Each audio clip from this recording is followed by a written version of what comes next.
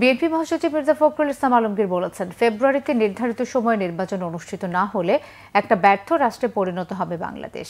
মঙ্গলবার তার নির্বাচনী এলাকা ঠাকুরগাঁও ১ আসনের বড়গাঁও ইউনিয়নবাসীর সাথে কে বাড়ি উচ্চ বিদ্যালয় মাঠে এক মতবিনিময় সভায় প্রধান অতিথির বক্তব্যে একথা বলেন তিনি। পলাতক শেখ হাসিনার লকডাউন ঘোষণা সম্পর্কে মির্জা ফখরুল বলেন, নয়াদিল্লি থেকে কেন, সাহস থাকলে দেশে এসে বেগম খালেদা জিয়ার মতো কারা ভোগ করে রাজনীতির মাঠে এসে দাঁড়ান, তখন বোঝা যাবে আওয়ামী লীগ কতটা জনগণের দল। তিনি অন্তর্বর্তী সরকারকে সতর্ক করে দিয়ে বলেন, দীর্ঘ ৯টি মাস ধরে বিভিন্ন রাজনৈতিক দলের সঙ্গে আলোচনার মাধ্যমে জুলাই সনদে সব দলের ঐক্যমতের ভিত্তিতে যা স্বাক্ষর করানো হয়েছে তার বাইরে যে কোনো কিছু বাস্তবায়নের চেষ্টা করা হলে তার দায়ভার সরকারকে বহন করতে হবে। বিএনপির মহাসচিব জামাতে ইসলামীর নির্বাচন পেছানোর কথার সমালোচনা করে বলেন, হেরে যাওয়ার ভয়ে নির্বাচন পেছানোর চেষ্টা করছে দলটি।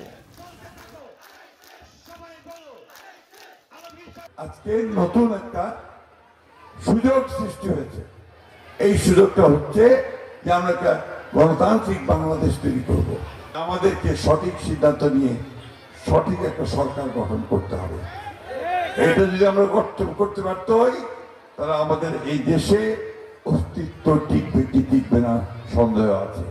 আর এইবার যদি নির্বাচনটা পিছায় দেয় আরো, তাহলে এই দেশটাকে ব্যর্থ রাষ্ট্রে পরিণত হবে।